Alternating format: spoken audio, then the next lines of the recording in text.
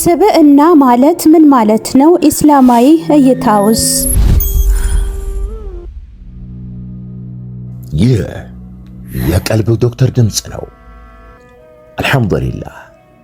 ታካሚዎቻችን የሚድኑ በእኛ ኃይል እንዳይመስሎት፣ በአላህ ኃይል ብቻና ብቻ ነው።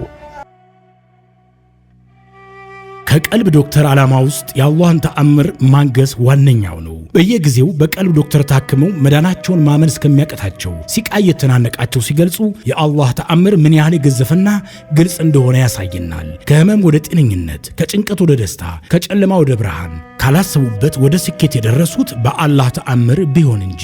ልብ ለአላህ እጅ የሰጠና የተናነሰ ሲሆን ግልጽ ይሆናል። አላህም እንዲህ ይለናል፣ አላህን ትገነዘቡና በእርሱ ታምኑ ዘንድ በችሎታው ላይ ያስረጅ የሆኑ ግልጽ ተአምራቶችን ያሳያቸዋል። አልበቀራ። ኑ ባላህ ቃል ያላህን ተአምር እናግስ። ሕክምና ማግኘት ሲፈልጉ ይሄንን ሊንክ ይጫኑ። ስብዕና ማለት ምን ማለት ነው? ኢስላማዊ እይታውስ? የመጣው ከየት ነው? እያደግን ስንሄድ ከእድሜ ጋር ይለወጣልን?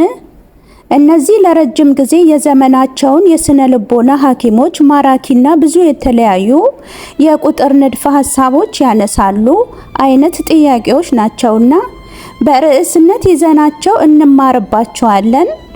ስብዕና ማለት ምን ማለት ነው? ኢስላማዊ እይታውስ? ስብዕና ሁል ጊዜ ስለምንናገረው ነገር እንዲህ አይነት ታላቅ ስብዕና አለው ወይንም ለዚህ ሰውነት ለዚህ ስራ ምርጥ ነው። የስነ ልቦና ባለሙያዎች በአንድ ስምምነት ላይ እንደማይስማሙ ስታውቅ ትገረም ይሆናል። ስብዕና በትክክል ምን ማለት ነው? ስብዕና በአጠቃላይ አንድን ሰው ልዩ የሚያደርጉት የአስተሳሰብ፣ የስሜትና የባህሪ መገለጫዎች በመባል ይታወቃል። አሰላሙ አለይኩም ወራህመቱላሂ ወበረካቱሁ። ውድና የተከበራችሁ የቀልብ ዶክተር የዩቲዩብ ቻናል ቤተሰቦቻችን እንደምን ከረማችሁ?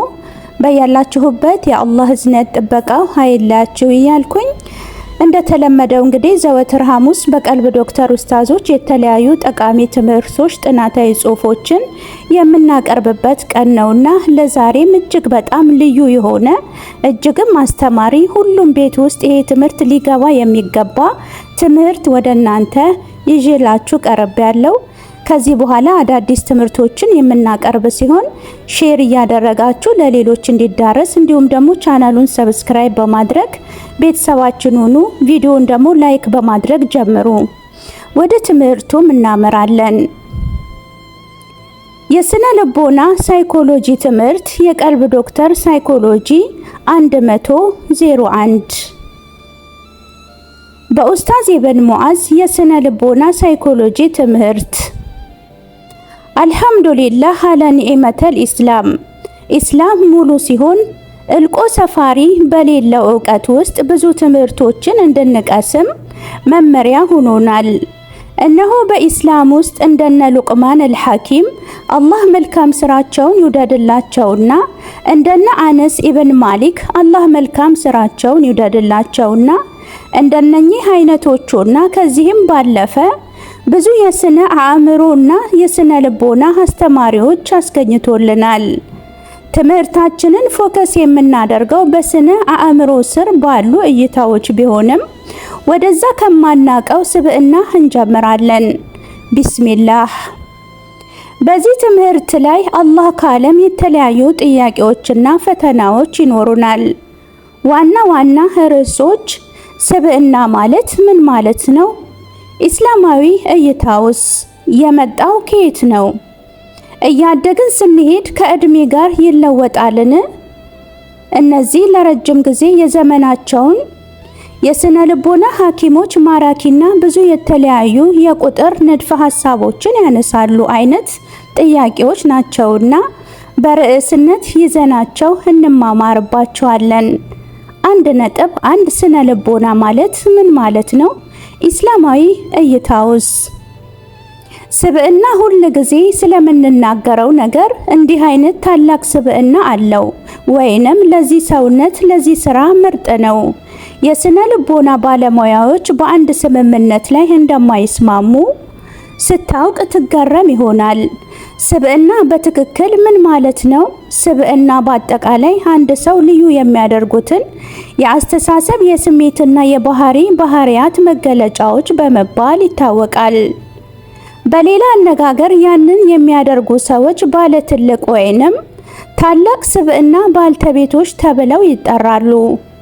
ተመራማሪዎች አንዳንድ ውጫዊ ሁኔታዎች፣ አንዳንድ ገጽታዎች እንዴት እንደሚገለጡ ብሎም ተጽዕኖ እንደሚያሳድሩ ሲገነዘቡ ስብዕና በእያንዳንዱ ግለሰብ ውስጥ ነው። የራሱ ስብዕና ስኬታማ በሚሆንበት ጊዜ ጥቂት ባህሪያት ሊለዋወጡ ቢችሉም ስብዕናም በሕይወታቸው ውስጥ በተቃራኒው ወጥነት ይኖራቸዋል ይላሉ። ይህ ምን ማለት ነው? አንድ ሰው በሕይወት ዘመን ውስጥ በሚኖረው ውጣ ውረድ ውስጥ ማንነቱን የሚገልጽ ስብዕና ይኖረዋል። ለምሳሌ ያህል በጥልቀት ስንገባ እናየዋለን። አንድ ቤት ውስጥ አባት አሊያም እናት ቁጡ፣ የሚማቱና የሚበሳጩ ሲሆኑ ልጆች በዛ ቤት ውስጥ ቀልደኛ፣ አዝናኝና አስቂኝ አይነት ባህሪ ኖራቸው ያድጋሉ።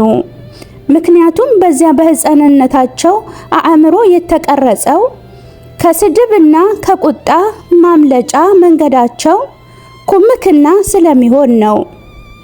በሌላ መልኩ ብዙዎች በእንጀራ እናት ይሉታል ብሎም ለምን ተብሎ በሚጠየቅበት ቤተሰብ ውስጥ ያደገ ሕፃን እድሜ ልኩን ለሚሰራቸው ስራዎች ምክንያት ይኖሩታል። ስራውን ሲጀምር ወይም በንግግራችሁ መሃል ምክንያቱም ማለት ያዘወትራሉ። ልክ ስብዕናም እንዲህ ይቀረጻል። በምንኖራቸው ውጣ ውረዶች ውስጥ ሰው መጥፎ የሚላቸው ስነ ልቦናዎች ይኖራሉ ማለት ነው።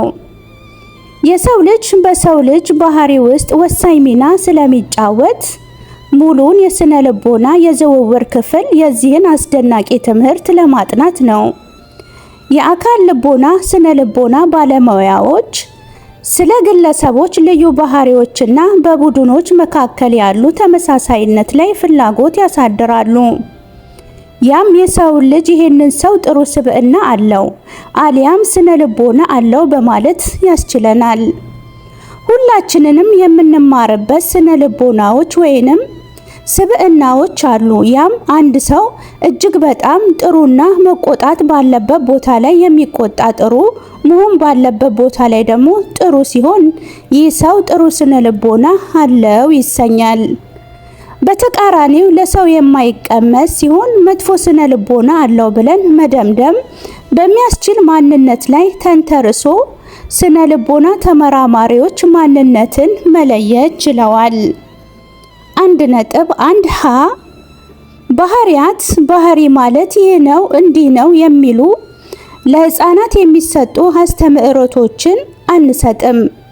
በቀጥታ ባህሪ ከማህበራዊ ህይወት ጋር ያለውን ትስስር እንቃኛለን እንጂ የባህሪውን የስነ ልቦና ግንዛቤ ለመገንዘብ እንዴት የሰው ስብዕና እንደሚሰራ አንዳንድ ቁልፍ ባህሪያትን መማር ጠቃሚ ነው። ሰውነት የተደራጀና ወጥ ነው። በተለያዩ ሁኔታ ውስጥ የተለያዩ ባህሪያትን መግለጽ ይቀናናል። እናም ምላሾች በአጠቃላይ የተረጋጉ ናቸው። ስብዕና በአጠቃላይ የተረጋጋ ቢሆንም በአካባቢው ተጽዕኖ ሊያሳድር ይችላል። ለምሳሌ በማህበራዊ ሁኔታዎች ውስጥ ስብዕና ፈገግ ሊያሰኘው በሚችል ጊዜ ድንገተኛ ሁኔታ በሚናገሩበት ጊዜ ይበልጥ በድፍረትና በራስ መተማመን እንዲወስኑ ሊመራዎት ይችላል። ይህ ሲባል በአንድ ቦታ ላይ ያሉ ሰዎች ወደ እርስዎ ያላቸው ቀረቤታ ባህሪ ላይ ተጽዕኖ ያሳድራሉ። እነኚህ አይነት ተጽዕኖዎች ከላይ በቀላሉ ለመግለጽ እንደተሞከረው ነው። አንድ ማህበረሰብ ዘንድ ከላይ እንደገለጽነው ጥሩ ስብዕና ኑሮት ተቀባይነትን በሚያገኝ መልኩ ሰው ለእርሶ ፈገግ የሚል ወይንም ደግሞ ጥሩ ስሜትን የሚያሳይ ከሆነ የእርሶ ባህሪ ከወዲሁ መገመት ይቀላል። ክፍል 2 ይቀጥላል። ብዙ ትምህርቶችን እንደምታገኙበት ምንም አልጠራጠርም። ሼር፣ ላይክ፣ ኮሜንት በማድረግም ለሌሎች እንዲዳረስ የበኩላችሁን ተወጡ። ሳምንት በቀጣዩ ክፍል እስክንገናኝ ወሰላሙ አለይኩም ወራህመቱላሂ ወበረካቱሁ። እንኳን ወደ ትክክለኛው የአፍያ መንደር በሰላም መጡ። የቀልብ ዶክተር በሲህር በጅን በአይንናስ እንዲሁም የስነ ልቦና ጫና የደረሰባቸው የሰው ዘር ፍጥረታት በሙሉ ታክሞ የሚድኑበት ነው። ሕክምናው በቁርአን፣ ሕክምናው በአስካሮች፣ ሕክምናው በዱዓዎች በሰደቃ የሚካሄድ ሲሆን ነቢያዊ ሱናን በተመረኮዙ እጅግ ጥበብና ዕውቀትን ባካበቱ የሩቃ ዶክተሮች ይታከማሉ። እወቁ፣ ሕክምናው ሸሪዓዊ ብቻ ነው። አያምልጦት፣ እድሉን ይጠቀሙ። ባሉበት ሆነው ራስዎን ያክሙ። ሕክምና ማግኘት ሲፈልጉ ተከታዩን ሊንክ ይጫኑ።